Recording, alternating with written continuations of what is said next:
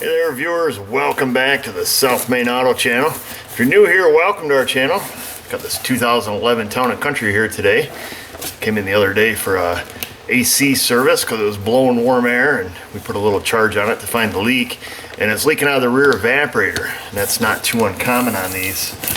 We've got a new one here, fresh off the boat, and here's what it looks like. So this is the rear evaporator assembly in these Caravans, and it comes with the thermal expansion valve already attached to it. So we're going to take and tear this apart, and I've done these before in the past, and typically they require removing the rear HVAC box and draining all the coolant, and obviously removing the refrigerant and stuff like that.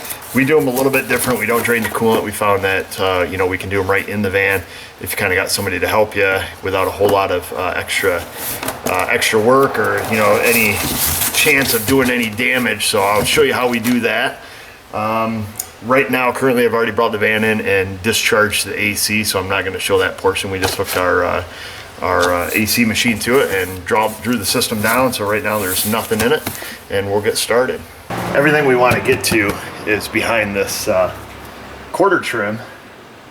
So what we got to do is just kind of get started here and get her tore apart. Safety first. You guys know how I roll.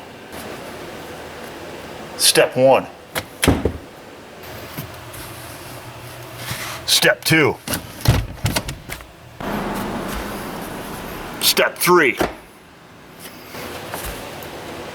Step 4. Got that intense part over. I think we're safe taking these off. We're going to begin by just pulling this threshold off here in the back. So like I say, we want to get the quarter trim off. We got to get this off there, and it's just the little push retainers and kind of hooks in on the end, so no big deal there.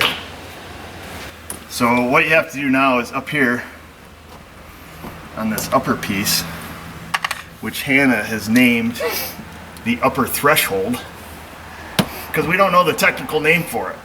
So that's what we're going to call it. It's got little plastic dongers there, and some Phillips head screws. So we're going to take and remove those. Cut that loose.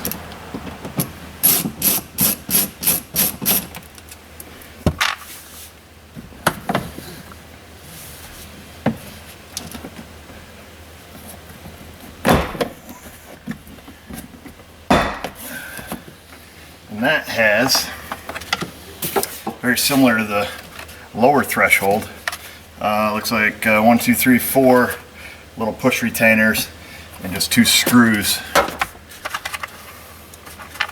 So what we got to do next is come over here on the passenger side, sliding door, open that up, and remove this threshold, which is very similar to the others. It has 3 push retainers. You want to take that off because it sits over this quarter trim. You'll see. And back inside the van, we'll take this cargo hook off, just with a Phillips head.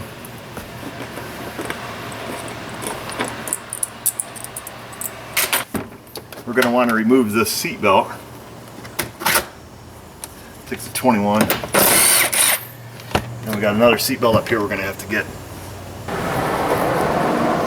So this one's a little different. This takes a Torx bit. T50, I guess. Take that out. Leave those hanging.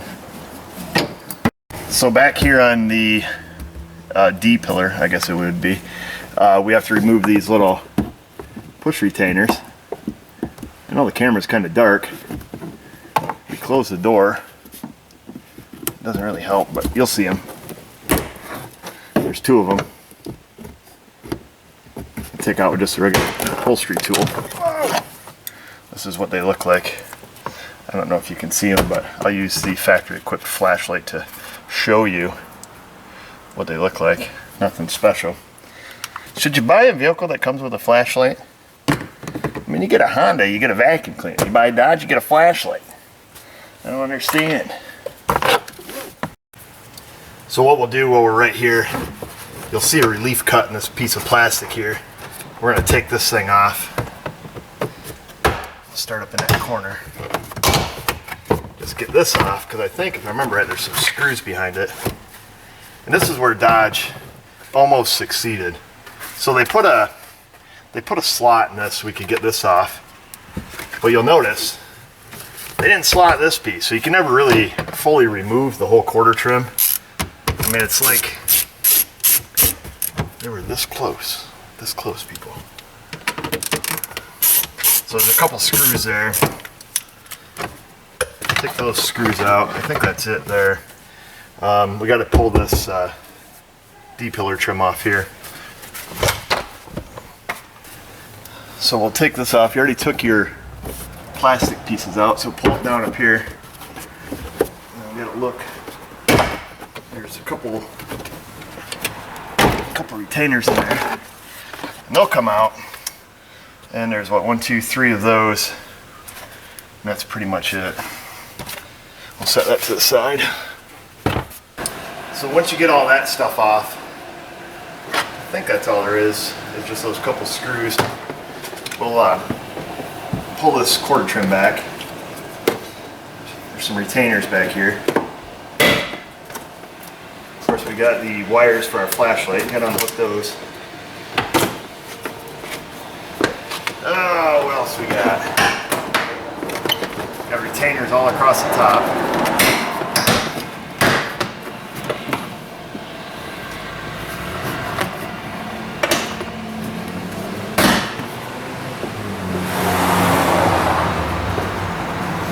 The carpet's snagging over there.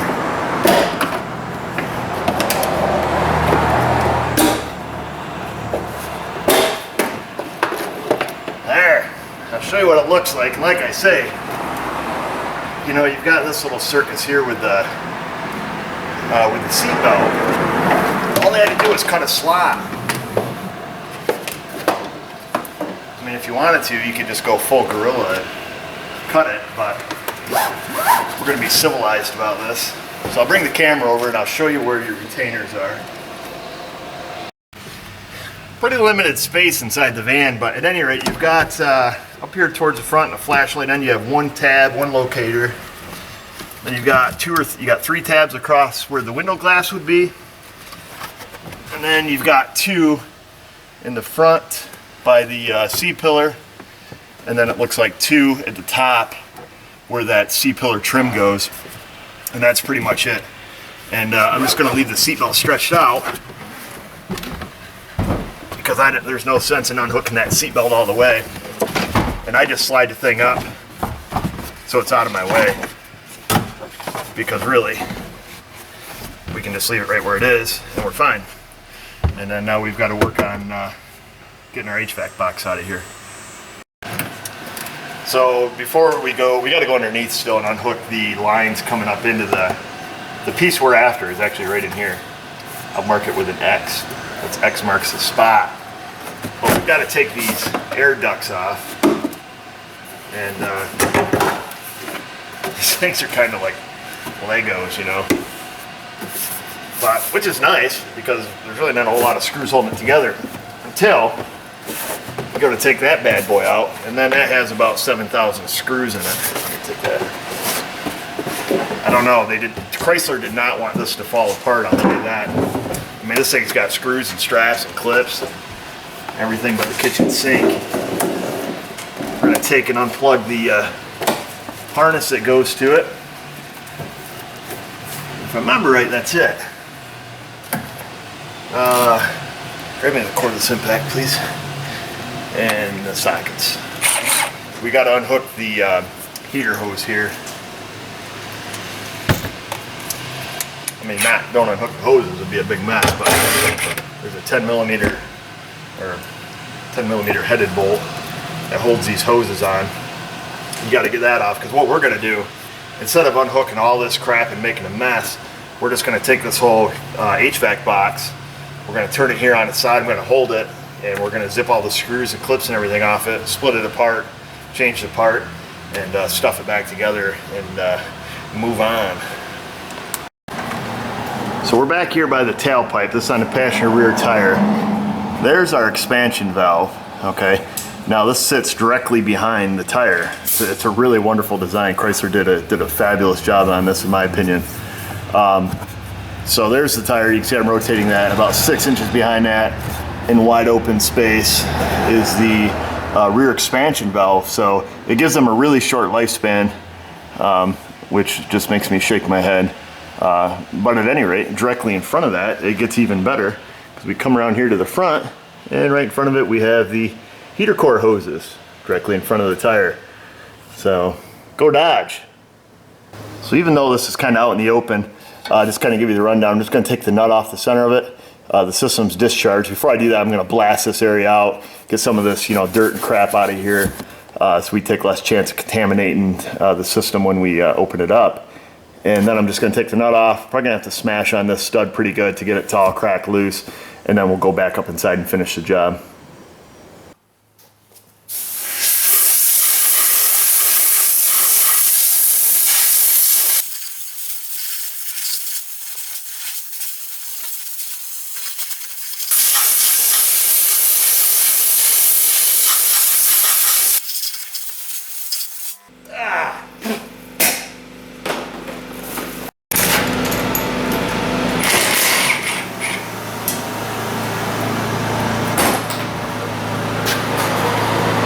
Oh, that hook's coming right off. Sweet. Alright, we're done down here.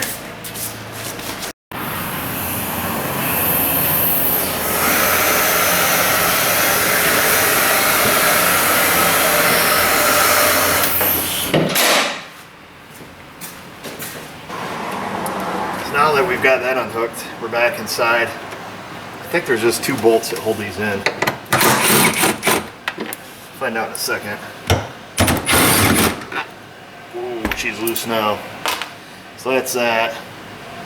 And then should be able to lift it right on up. Now we can do some digging. So we'll see the bottom. I'll move the camera so we can see this, but it's pretty nasty. This is the bottom of the expansion valve. Thankfully they put this little foam piece on there, because that holds all the dirt in that the wheel kicks back there, and it's definitely a great idea. You can see it, just all the crap that's built up on there and the oil that's leaked out. And it's got a pretty good mess. Now, you might ask the same question I had before, is it looks like, it's probably leaking around this expansion valve. And believe it or not, I've done these expansion valves. The very first one of these I did was a complete and epic fail, because I put a almost $100 expansion valve on it. That was completely wrong. It came in and it was on like a 2012 or 2013, real low miles. It had an AC leak. I checked it. I was like, oh, it's leaking out of the expansion valve lines. Everything looked mint. I went in, threw an expansion valve on it, charged the system, got out the old magic sniffer, and the baby was still leaking. So it was a $100 learning lesson that day. But because the thing is, when you buy the evaporator, it comes with the expansion valve. So that brand new one that I purchased went to trash, and I learned my lesson. So now when I do these, you get the whole shebang, because I find that it actually leaks out of the pipes above the expansion valve, at least in my experience. So for this next part, I find it's easy just to have a seat and stick the heater box right on your lap. Now you're going to go around. There's going to be a bunch of these, I don't say a bunch, maybe 5 or 6 of these little metal clips here.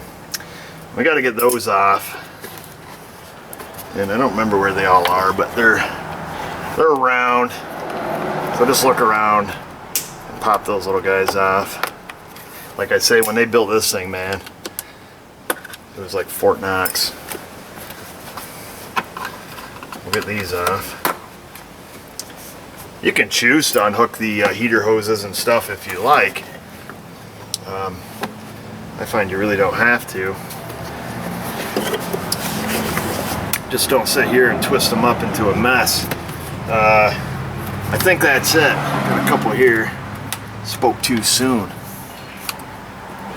Get these off, then we'll get out our little Torx bit and just go bananas with this thing. So once you get those clips off, we're going to take a T20. We're going to peel these bottom ones off. It'd be sweet if it would just slip out once you did this, but that's not the case. Why? Because that'd be too simple. All the screws are the same, so you can just throw them in a can.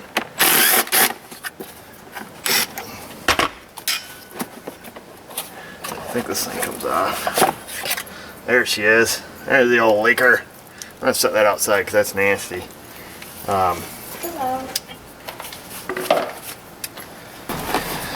Alright, so once that's off, you can see how grubby that those lines are.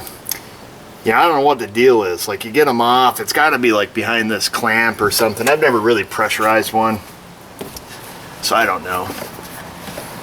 All I know is I failed one time, and it was an expensive lesson. I mean, not super expensive, but still kind of sucked, you know. So we're gonna hook this plug. There's a little lock tab behind it. You just kind of push it, flick it down. I leave all this crap plugged in. You got your blend door here, I think it is. And you've got your mode door here, which changes from floor to ceiling, I guess. And just be mindful of which direction these are. They only hook to the shafts one way. But yeah, so this sits on, it's already pegged out one way. And you can see it has a, you know, like a missing cog. So it's only going to hook up one way. You can't really screw it up, I guess, technically. I already took screws out. Same thing with this one. So we'll take that out. And we've got our blower resistor here. Unhook that. Take out the blower motor. A couple screws there. And we pull out the whole kit and caboodle. One little donger there. So there's that. So once that's out, there is a safety strap. I tell you, man, Dodge was super worried about this thing coming apart. Up on the front of this heater core, there's a safety strap, nylon. So I usually take those out. And there's that little guy. And then now we have to proceed taking out all the screws. There's almost, I don't know, what, 5,000 of them. Somewhere's thereabouts.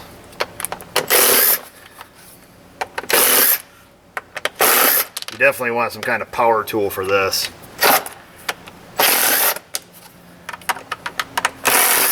Just because there's so many of them. And then once you get these out, there's clips. It's awesome. They must have had one of these, like the prototype must have like fell in half or something.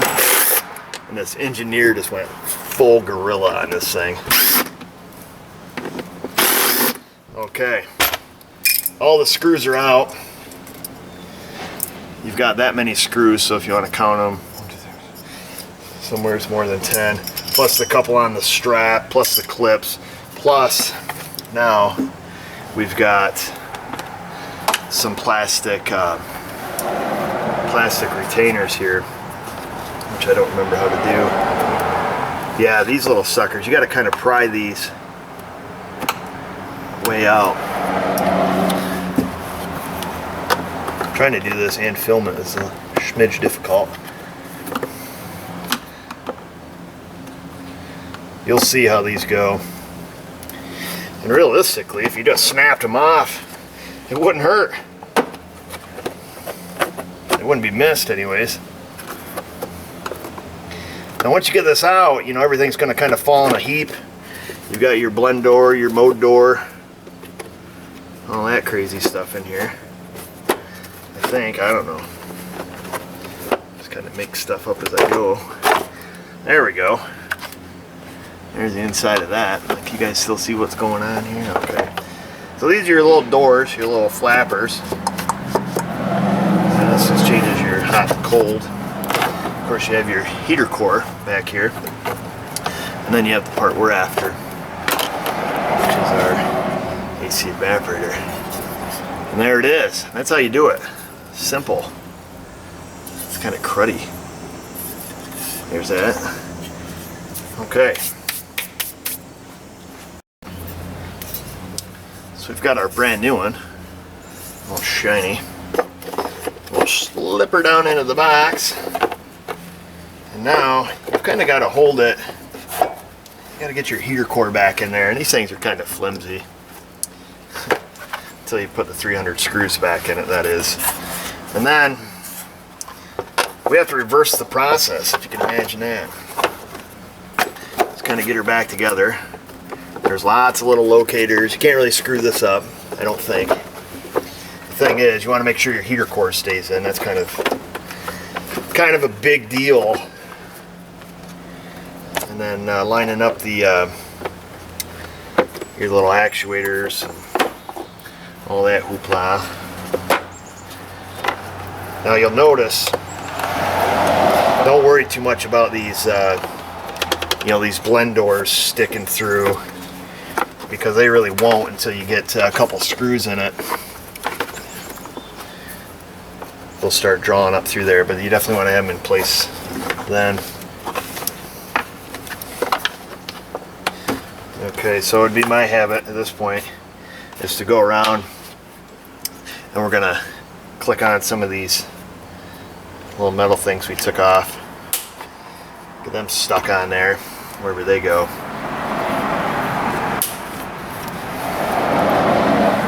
That'll help kind of hold this together a smidge.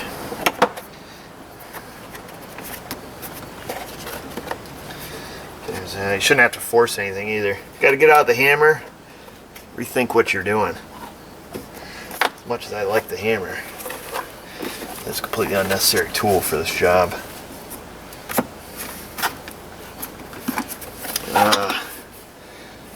Alright, I must be, let's see, we got 3, 4 left. I feel like I need to, I know there's some more that goes on the bottom thing. There's a couple there. I'll find them. Bear with me. And if I don't see them, we can always just throw them out, I guess. Where's that bottom piece, Hannah?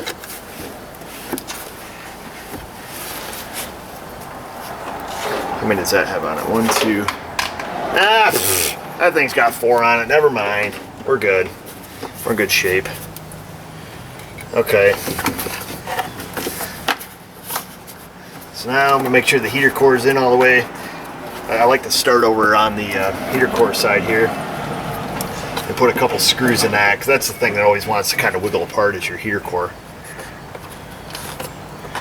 Get the door up in there, smush it down, and then I guess we got to flip it over.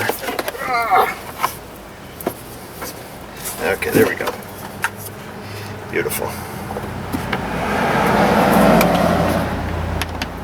Got a screw lined up there.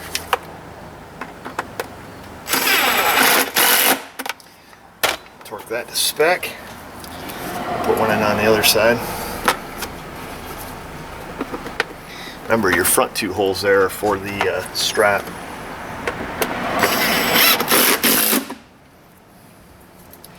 I tell you that as I run a screw right where it's not supposed to be. I put it in the front hole. I'll take it back out. We'll put our safety strap back on the front of the heater core.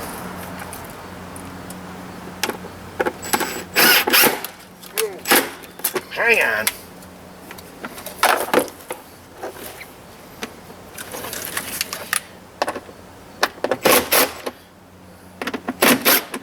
Loosen them up a smidge. My heater core slid out a little. Okay, here we go.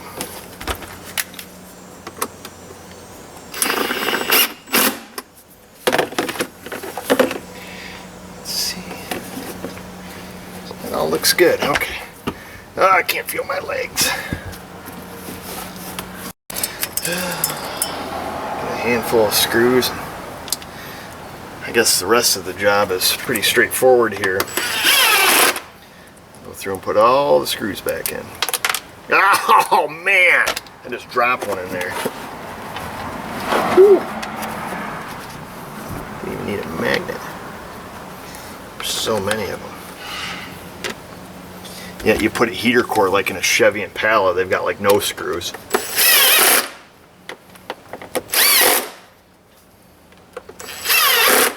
First time I did one of those, I was kind of blown away. I don't know if you guys ever done one or not, but you know, step one, remove interior, remove seats. Then you got to get in there and, oh man, my door moved. Where's the little screwdriver hand? Never mind, this will work. I'll just get this in there. Get that lined up. And then you got to get under the dash with a chisel. That's what they tell you to use anyways. You've got those little plastic melted rivets. You got to get them all off. And I think I did one on a Grand Prix. It was the same thing. You know, and then you get all done, you got nothing. Silly, I tell you.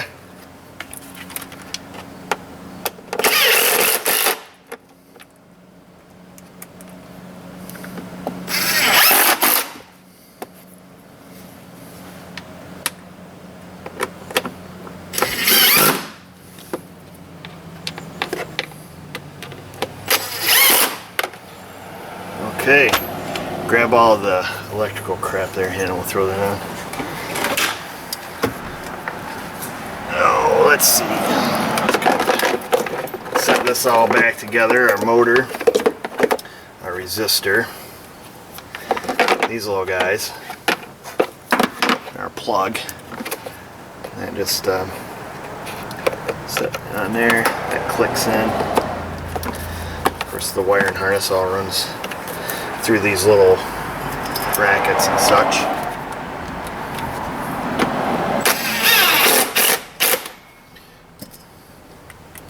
At least all the screws are the same. I give them props on that.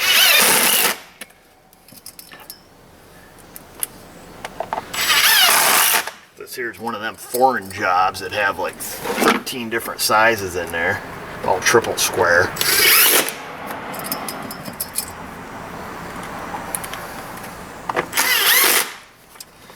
Okay, and then we've got to put our doors back on, our motor actuators.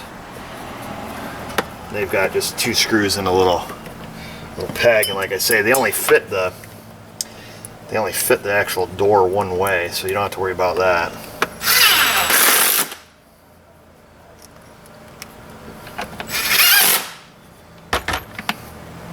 Of course, if you've turned the door, such as I have, you might have to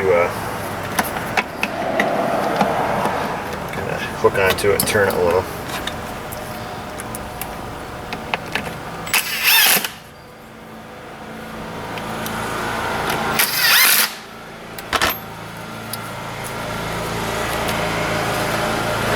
I guess that's it. We've got 4 screws left, so we just got to put the end piece on. I'm totally lost feeling in my left leg at this point. Alright, where's the piece that goes on the end here, Hannah? Alright, so we've got this. Make sure the end of your, whatever this thing is, your evaporator, make sure that stays covered up. You don't want to get, this foam piece is usually kind of crappy.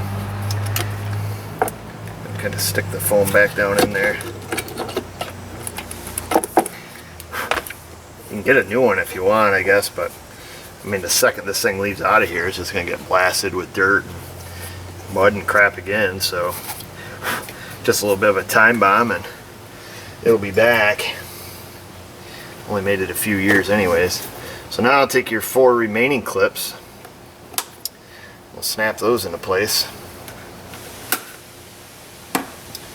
And we'll put the screws to it.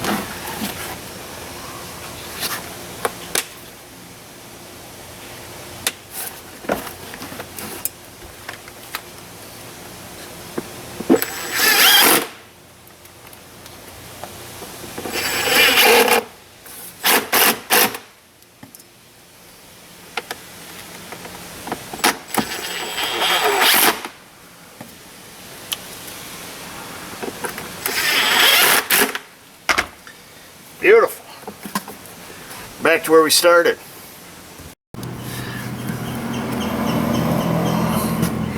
Sounds like a bad U-joint that just drove by. So we're going to take and pull these O-rings off. If I can get them off, get some new ones before we slide this case back on there.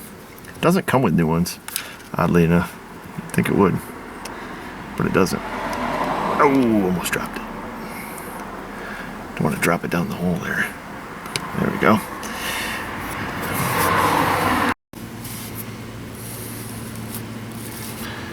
We're going to come back here and use a nylon brush and just carefully brush this area off because we want to have this clean. Shouldn't be any corrosion or rust or anything. It's usually just a little slimy oil where the thing leaked out.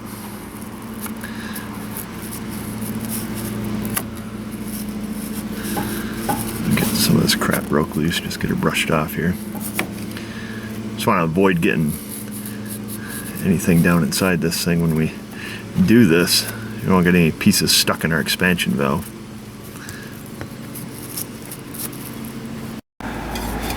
And really, I know you guys were just about ready to get let down. I'm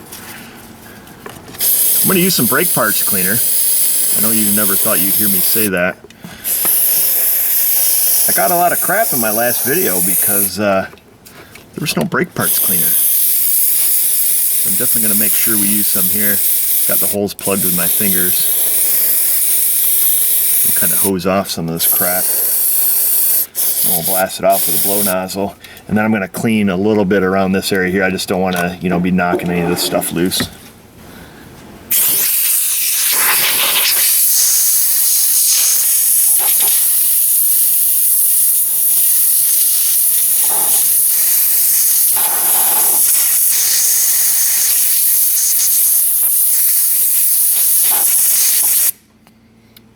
Beautiful. I guess I could have done this first, but let's get some of this stuff up here. Just kind of, oh man, I'm knocking you guys everywhere. Just want to get some of the stuff that's loose kind of knocked down out of here. Make sure you've got the holes plugged. Do not get this crap in the lines. Trying to do it around the camera makes it like 20 times harder. The pain we go through for the YouTube videos is pretty insane.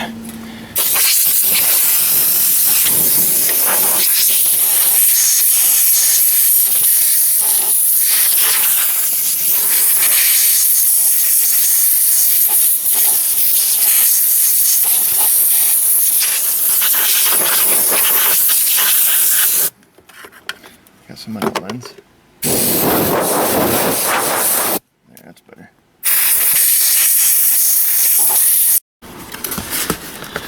Finally found the O-rings I think that are appropriate. I'm gonna get a little bit of PAG oil. Kind of just go around my O-rings. They just go through, they kind of smush up in the evaporator just kind of on a tapered fit. I'm going to lubricate them a little bit and we'll set her down on here. So I'm going to lubricate our expansion valve. I think we're going to be good.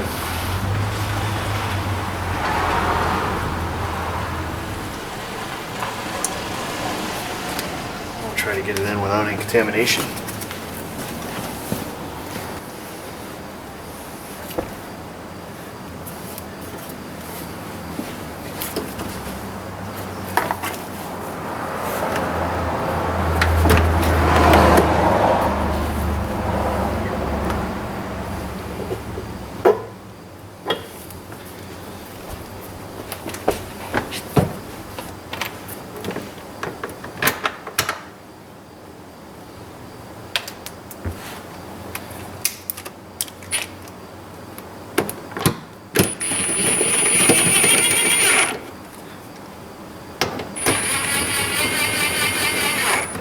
I don't want to cause a lot of vibration because if there's any dirt sitting there, I don't want it to fall down. So we're going to go underneath now and hook that up before we do any more fidgeting.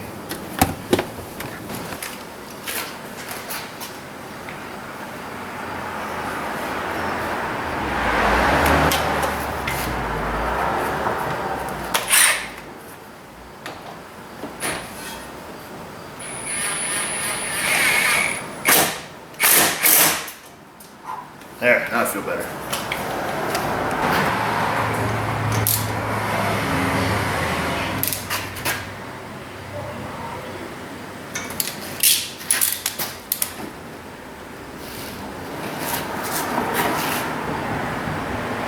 Well, it looks good.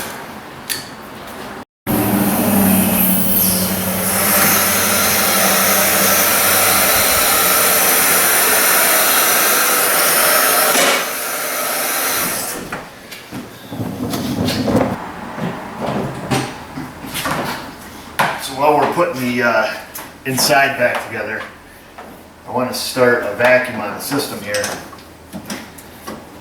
Make sure that's going to be all good.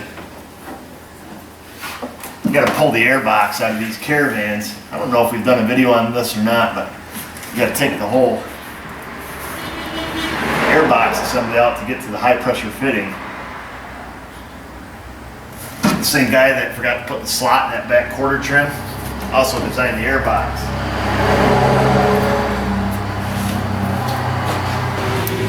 So now that's hooked up. Make sure that's all good. We'll hook our heater hose bracket back up.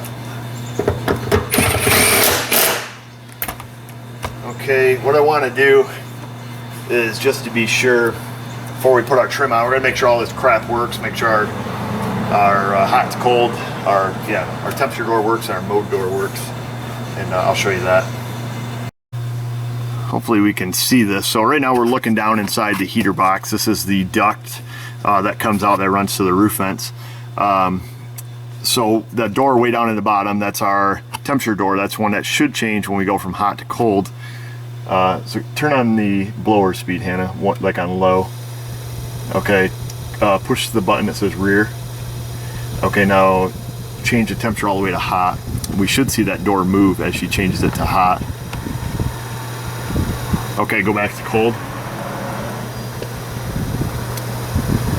Okay. Let's see, and you've got it on defrost right now. Put it on, is there a button for floor so you can change the modes? To the left side of your blower switch there. Yep, click that. Click it again. And again. See if that changes it back here. It does not. Press the rear button. Press that. Okay, now try to change modes. Press that again. Oh, there it goes. Okay. Alright, so we see that toggled. You can shut everything off, turn the whole car off. Alright, so we can see that works, and obviously our blower motor works, so I'm happy. Alright, we will go ahead, put our duct work back on, I guess. They just kind of snap on. These floor ducts just sit over a couple studs. You'll see there's no screws required of any sort. They just sit there. They don't really fit that good. You can actually pull this one down, almost take it right out. Alright.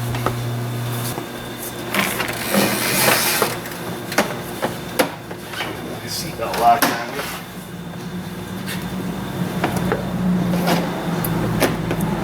We're going to take and get our quarter trim back on. Sometimes it's easier to pull this. I can't even use my words right now. This little black rubber thingy. The weather stripping there, gosh. It's getting towards the end of the day. Pull the weather stripping back, get these clicked on. I'm just going to go ahead and snap this on all the way.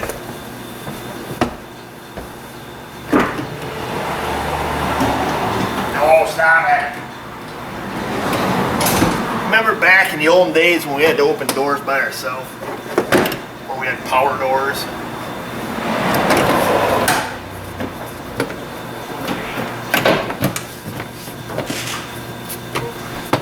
It's pretty much self-aligns. You know, once you get it where it needs to be, you'll feel them. You know, they'll click right in. There's a couple here. Those clicked in. Oh, hang on.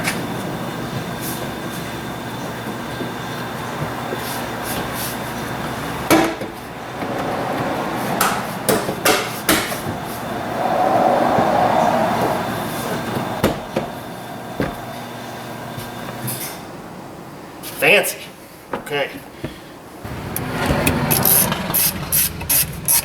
Got a couple screws that went there. Remember, right? We had some kind of trim thing. Oops, I think I just lost a couple push nails. There we go. This is the one with the slot. Get your seat belt up in there.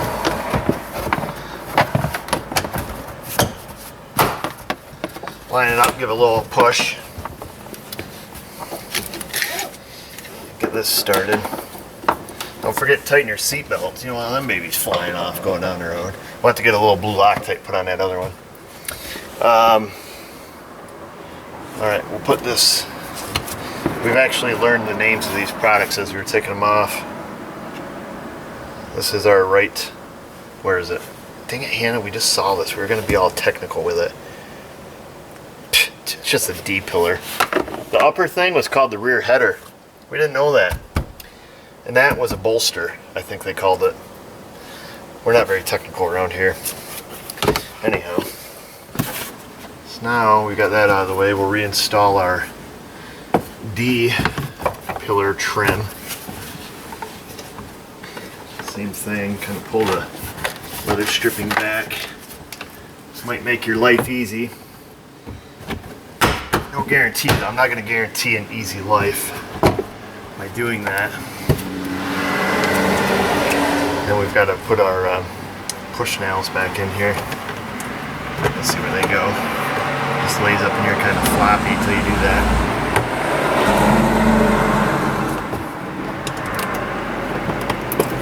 Hammer all in. I guess while we're over here, we can put our little cargo hook back on.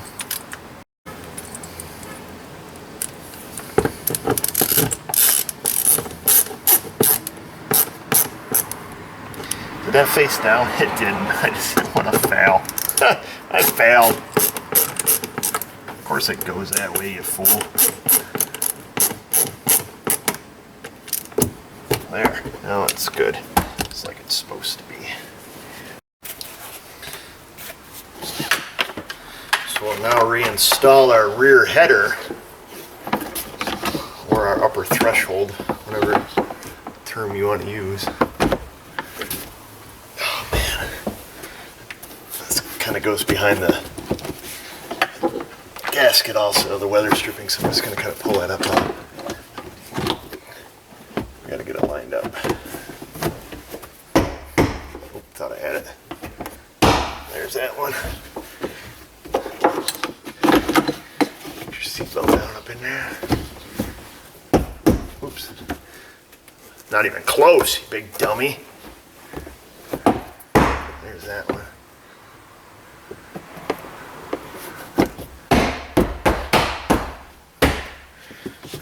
Don't fit, hit it.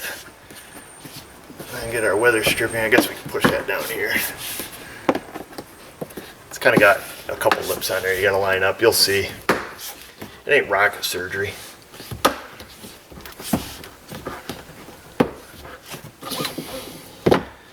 That kind of clicks in there. That clicks in there like so. Got a screwdriver.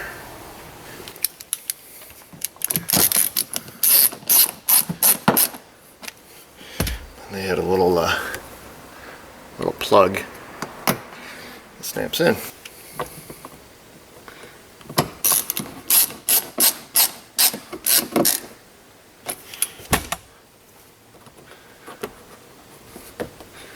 Okay.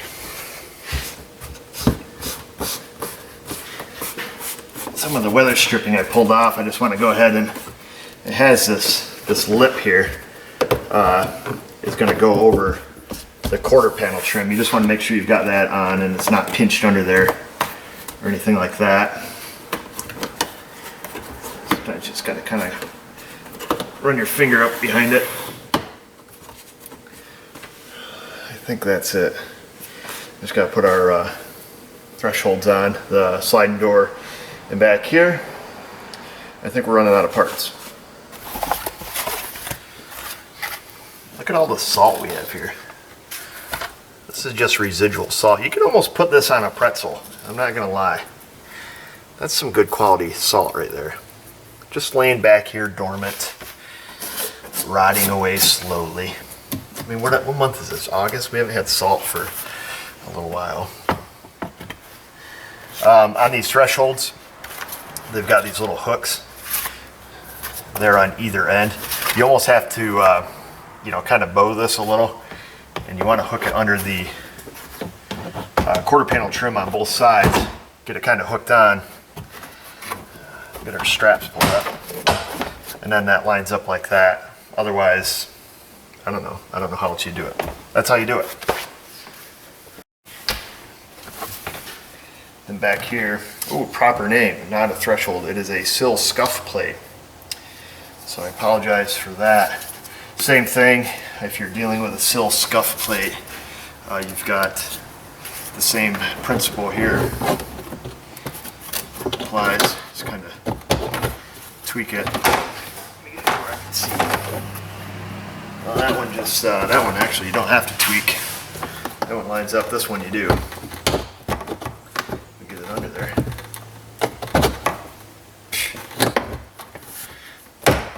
First try. And then it's got a locator right about here.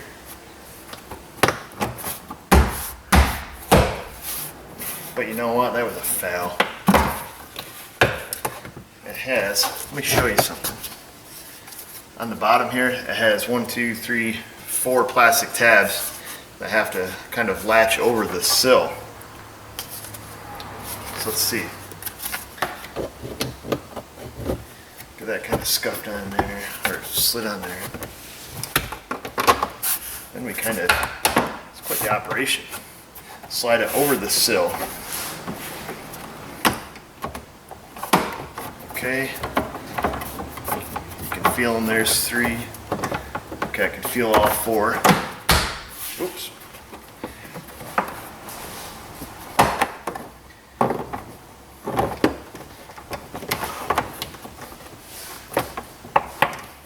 There.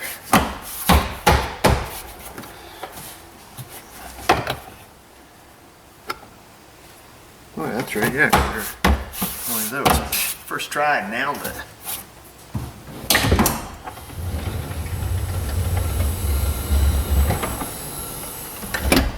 So we've got the whole inside put back together. I was just looking up to see the specs on the oil to see how much to add back to the system.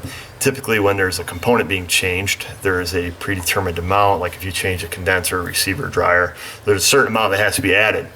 According to Chrysler, the total system capacity on this is 5.07 ounces. That's pretty precise. At any rate, it states in their literature that if there is a rupture of a line or a leak, and it tells you how to identify that, to automatically add 30 milliliters, which is equivalent to 1 ounce. It also tells you if you replace the rear evaporator to add 1 ounce. So I assume because we're replacing the evaporator, plus we had a leak, we would need to add 2 ounces, which case we'll do now because we have a vacuum on the system, and then we'll charge it up and make sure it works. So we're going to inject a couple ounces here with our AC machine.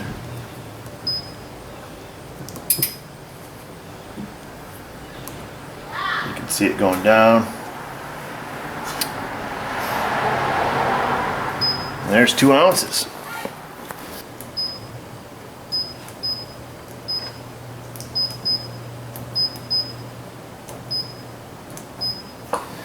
So I'm injecting 40.5 ounces in through the high side.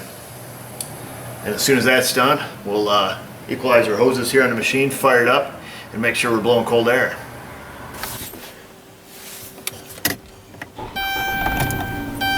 Alright.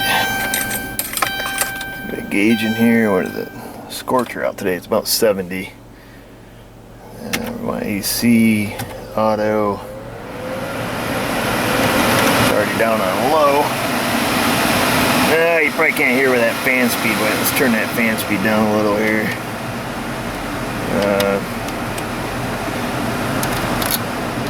Turn that rear one down. I don't even know what I'm doing.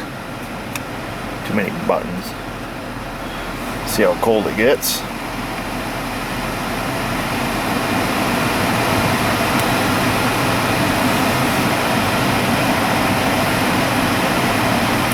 might take a little while. These bigger systems, you know, a lot of refrigerant to circulate. After a minute or so here, it's looking like 39 or 40 there's kind of our magic number. Probably chill out a little bit more going down the road, but I'd expect, you know, 38 somewhere in there. It's kind of where they hang out, so I'd say we're in good shape. There you have it, viewers. We got that baby all done and out the door and blowing cold. And the ladies should be happy now that all the refrigerant's not leaking out the back. It's a relatively common fix I see on those, or common problem rather. You know, we see the rear evaporators rot out, and like I say, I remember the very first one I did, I got slid because I put a expansion valve on it. And I should have known better. When I called Chrysler to order it, they're like, oh, we've never sold one of these, we always sell the whole rear evaporator. But, and a bike. I just thought, well, maybe they just do the evaporator because it's easy, and just thought I could save the lady money, but ended up costing myself money. We had to put an evaporator in it anyways. So I guess if you're going to do one, it would be my advice, if you think it's the expansion valve, it's probably the whole evaporator, at least from what I've discovered. Maybe one of these days I'll actually take one and pressurize it and see where it leaks, but all I know is I put them in and it fixes it, and that's what counts. They're about, I don't know what they cost, 300 and something. They're kind of spendy for what they are. I'm not a huge fan of aftermarket heater cores and evaporators, simply because I never see them fit the box right.